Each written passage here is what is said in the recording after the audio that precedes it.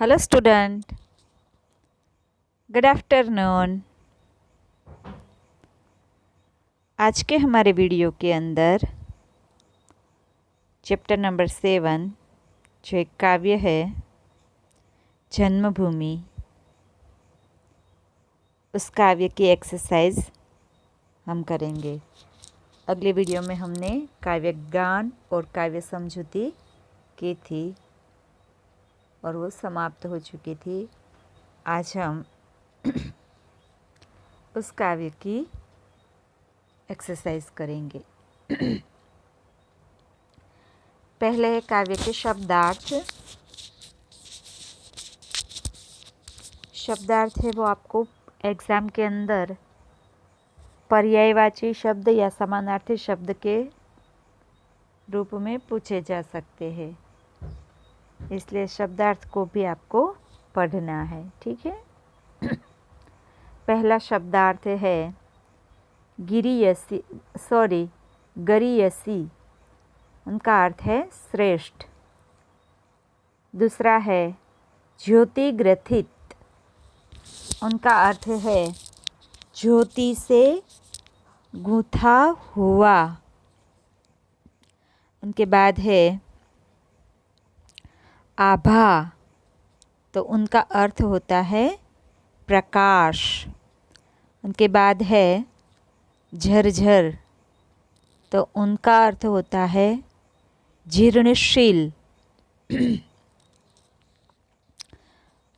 उनके बाद है वसुधा। वसुधा यानी पृथ्वी। पृथ्वी का एक नाम है वसुधा। उनके बाद है स्वर्गातपी, तो उनका अर्थ होता है स्वर्ग से भी। उनके बाद है चिद, तो चेतना और ज्ञान। ये थे आपके शब्दार्थ। अब आगे है इनका स्वाध्याय। स्वाध्याय के अंदर आपको पहला जो क्वेश्चन है वो विकल्प के तौर पे यहाँ दिया गया है। पहला क्वेश्चन है, निम्नलिखित प्रश्नों के नीचे दिए गए विकल्पों में से सही विकल्प चुनकर उत्तर लिखिए। यहाँ आपको विकल्प दिया गया है, उनसे चुनकर आपको सही विकल्प लिखना है। तो पहला विकल्प है जननी जन्मभूमि ब्लैंक्स से महान है। तो उनके विकल्प है अ पृथ्वी, ब आकाश, क स्वर्ग और ड है नर्क। तो इनका सही आंसर होगा, सही विकल्प है क स्वर्ग। जननी जन्मभूमि स्वर्ग से भी महान है, ऐसा कवि मानते हैं। आगे दूसरा विकल्प है भारत का भाल ब्लैंक्स है। भारत का भाल किसे कहते हैं कवि? भाल यानी कपाल, जो हमारा होता है ना, उसको भाल कहते हैं। तो कि भारत का भाल ब्लैंक्स है। तो पहला विकल्प है हिमाचल, ब है विंध्याचल, क है माउंट आबू और ड है गिरनार। माउंट आबू और ड है गिरनार। तो इनका सही विकल्प होगा अ हिमाचल। भारत का भाल किसे कहते हैं? तो के हिमाचल को भारत का भाल कहते हैं। अब आगे है तीसरा विकल्प गीता का गान करने वाले ब्लैंक्स थे, खाली जगह थे।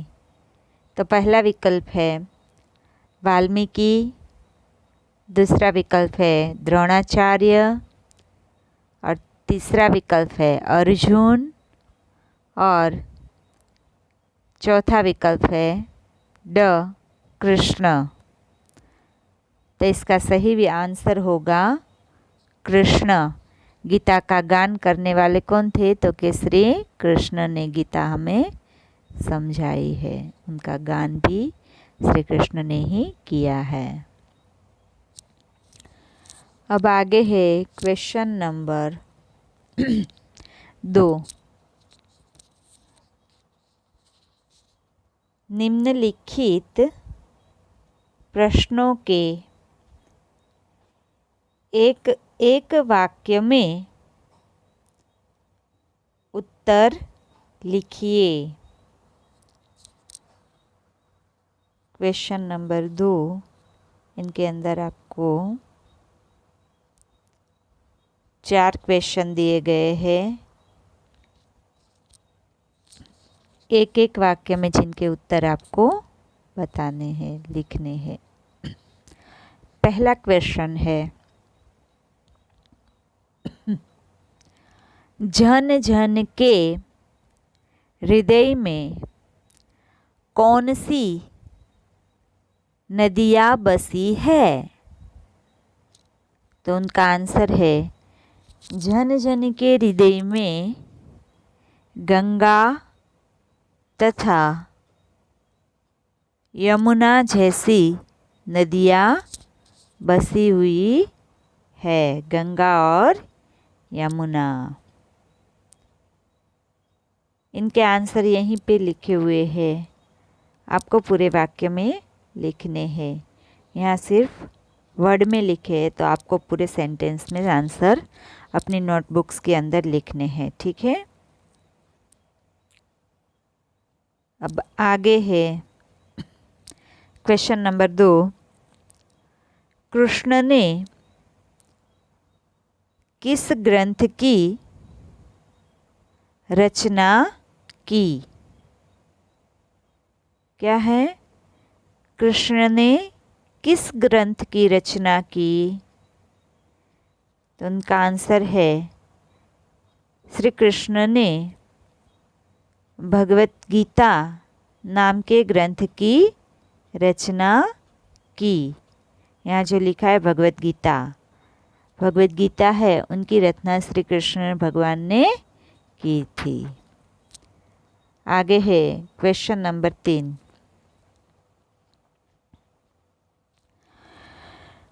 जन्मभूमि में भारत की किन नारियों की बात बताई गई है?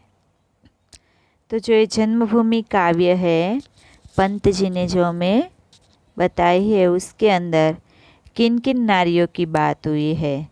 तो ये जन्मभूमि जो काव्य है, उसके अंदर सीता, सावित्री, अहल्या और राधा जैसी नारियों की बात बताई गई है। आगे है क्वेश्चन नंबर 4। शांति निकेतन क्या है? तो उनका आंसर है शांति निकेतन है वो शांतियुक्त या शांतिदायक गृह, एक ऐसा गृह जहाँ संपूर्ण शांति हो, उसे शांति निकेतन कहते हैं।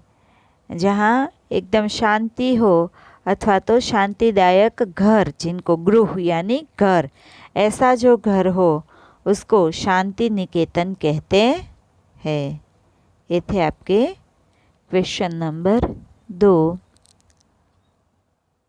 अब आगे है क्वेश्चन नंबर 3।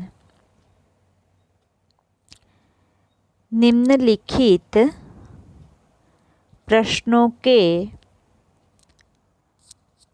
2-3 वाक्यों में उत्तर लिखिए। तो उनका पहला प्रश्न है,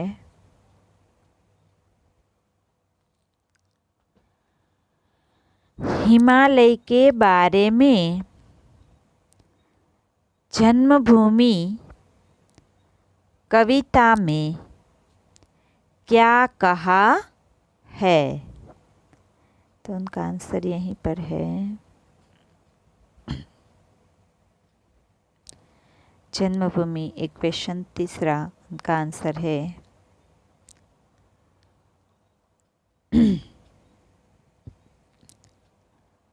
पर्वतराज हिमालय हमारे देश का गौरव है। यह संसार के सब पर्वतों से बड़ा और ऊंचा है। कविता में इसे भारत का गौरवशाली भाल यानी कपाल कहा गया है। क्या कहते हैं कि पर्वतराज हिमालय जो है वो हमारे देश का गौरव है, और इस कविता के अंदर उसको गौरवशाली भाल कहा है भारत का। वो भारत का कपाल है ऐसा कवि ने कहा है, क्योंकि वो सब पर्वतों में सबसे ऊंचा पर्वत है, इसीलिए उसको गौरवशाली भाल कहा गया है भारत का। आगे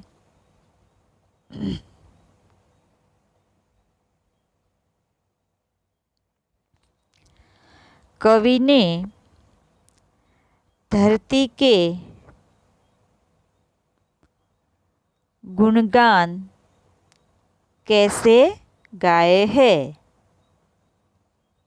उनका आंसर है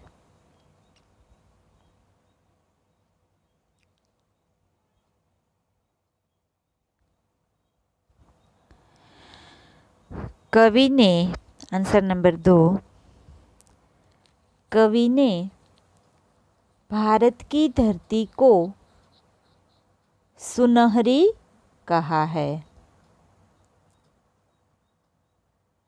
कवि ने कहा है कि हमारी धरती सदा प्रफुल्लित और पुलकित रहती है। इस धरती को राम, लक्ष्मण और सीता अपने पैरों की धूल से पवित्र बना गए हैं।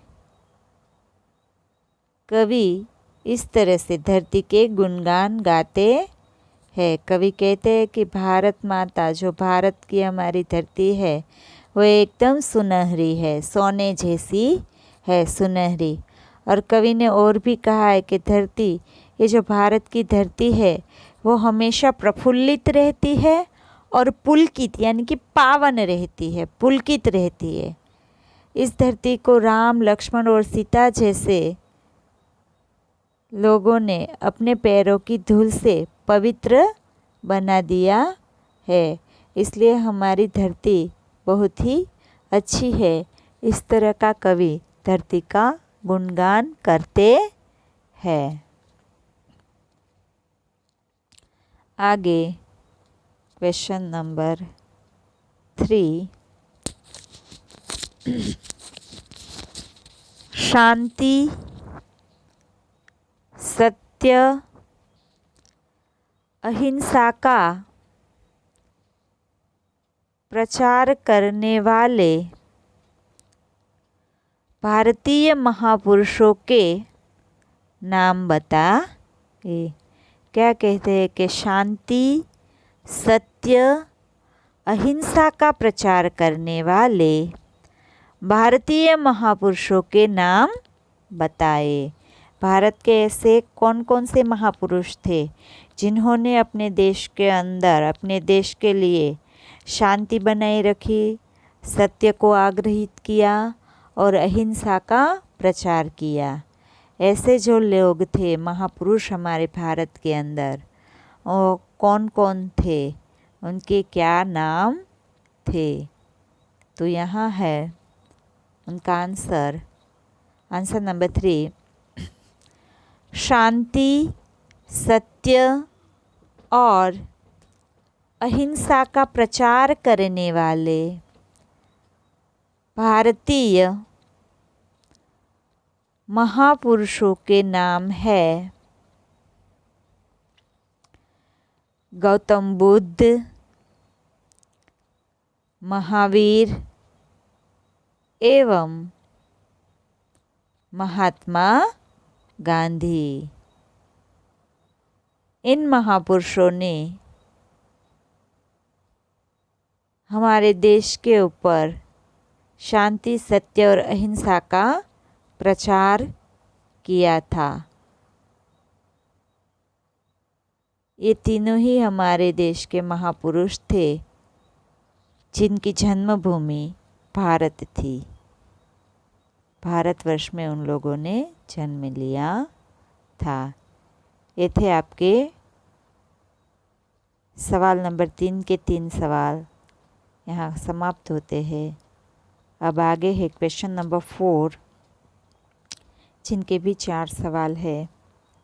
पहला सवाल है, कवि ने जन्मभूमि को स्वर्ग से महान क्यों बताया है?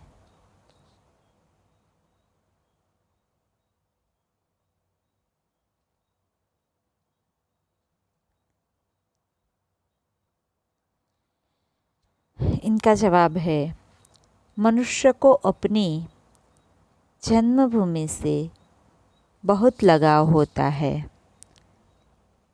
वह कहीं भी रहे पर उसका मन अपनी जन्मभूमि में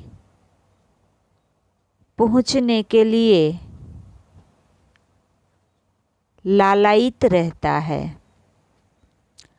अपनी जन्मभूमि की धरा, नदियाँ, पर्वत, महापुरुष, महान नारियाँ, परंपराएं, रीति रिवाज उसे बांधे रहते हैं।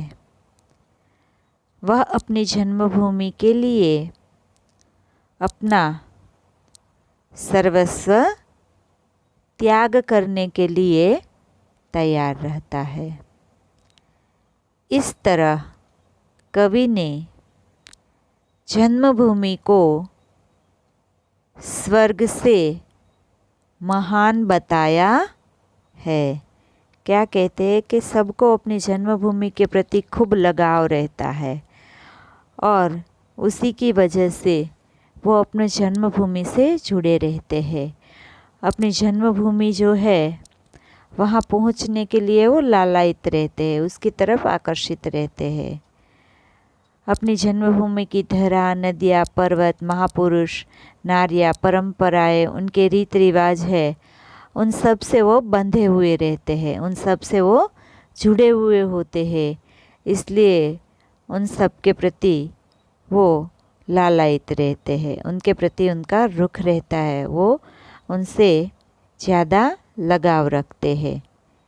इसलिए कवि कहते हैं कि हमारी जो जन्मभूमि है वो स्वर्ग से भी महान है। ऐसा कवि इस काव्य के अंदर हमें बताते हैं। अब आगे है क्वेश्चन नंबर 2, जन्मभूमि में भारत भूमि की क्या क्या विशेषताएं बताई गई है? तो कि जो आपकी जो जन्मभूमि है उसमें भारत भूमि की क्या क्या विशेषताएं बताई गई है। तो कवि कहते हैं कि कवि ने भारत भूमि को स्वर्ग से भी महान बताया है। कवि ने हिमालय को भारत का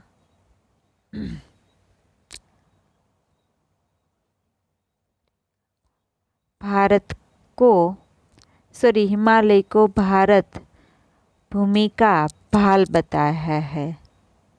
यहाँ गंगा यमुना जैसी पवित्र नदियाँ हैं। भारत की धरती सुनहरी और हरी भरी है। राम लक्ष्मण सीता ने इसे अपने चरण रज से पवित्र किया है। भगवान कृष्ण ने इस धरती पर भगवद गीता की रचना की थी। सावित्री, राधा तथा अहल्या जैसी महान नारियों की आभा से मानव जाति अलौकित है। ऋषि मुनियों ने ध्यान तपस्या से अद्भुत ज्ञान प्राप्त किया है।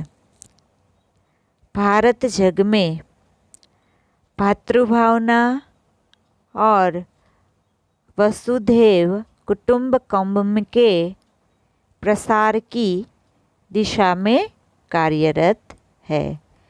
इसीलिए भारत है, उसकी विशेषता भारत भूमि की है, जो इस काव्य में गाई गई है। कवि पंत जी ने हमें बताया है कि जो भारत भूमि है उसके अंदर इस कविता के आधार पर उनका भी महान वर्णन किया है, क्योंकि उनके अंदर महान पुरुष महापुरुष हो गए, कई ऐसी नारियां हो गई, और हमारा देश है उसके अंदर उनका कुदरती सौंदर्य भी इतना महान है।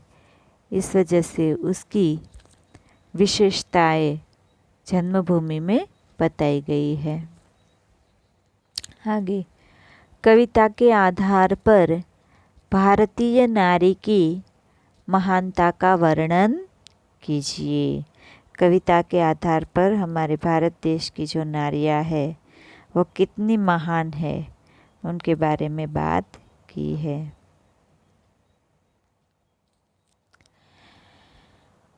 तो आंसर नंबर 3, भारत में अनेक महान नारियां हुई है। सीता, सावित्री और अहल्या की गणना महान नारियों में की जाती है।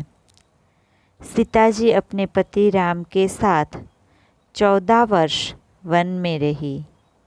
इस दौरान उन्होंने तरह तरह के कष्ट सहने पड़े, पर वे अपने पतिव्रत धर्म पर सदा अडिग रही और उनका जीवन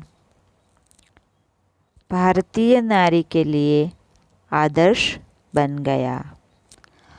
सावित्री महान पतिव्रता नारी थी।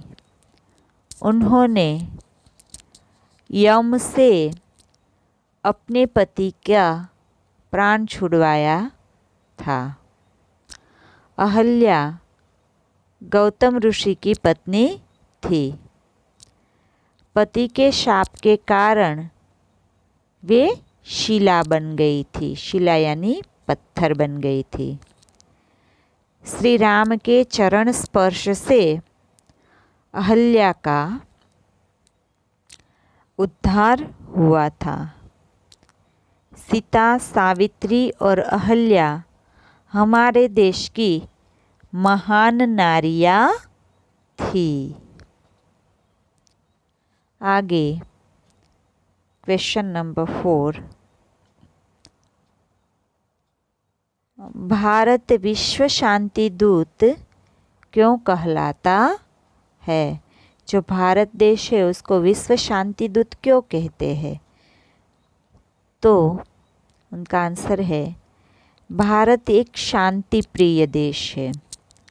सत्य, अहिंसा हमारे राष्ट्रपिता महात्मा गांधी के आदर्श सिद्धांत थे। हमारा देश 10 आदर्श का अक्षरशः पालन करता है। जब भी कभी विश्व में किसी देश में शांति भंग होती है तो भारत सबसे पहले आगे आकर शांति स्थापित करने की दिशा में पहल करता है। भारत की शांति सेना राष्ट्रसंघ के तत्वावधान में शांति स्थापित करने का कार्य करती है। शांति स्थापित करने में सदा अग्रणी रहने के कारण भारत को विश्व शांति दूत कहा जाता है। क्यों कहा जाता है? कि हमारा देश शांति प्रिय देश है। भारत है वो कैसा देश है?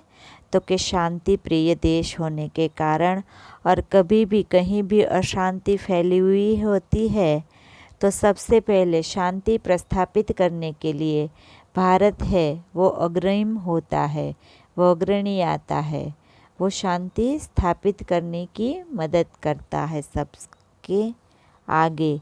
इसीलिए ये जो भारत देश है वो शांति स्थापित करने में सदा अग्रणी रहने की वजह से भारत देश है वो विश्व शांति दूत कहलाता है। इसीलिए उनको सब विश्व शांति दूत कहते हैं।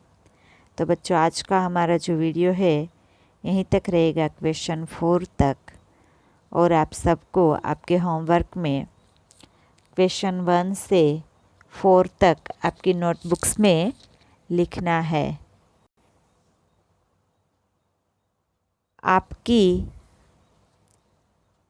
वीडियो के अंदर मैं आपको अभी आपका होमवर्क बता रही हूँ। इस वीडियो के अंदर नेटवर्क इश्यू की वजह से शायद होमवर्क अपलोड नहीं हो रहा है साइट पर, हमारी जो लिंक है उसके ऊपर।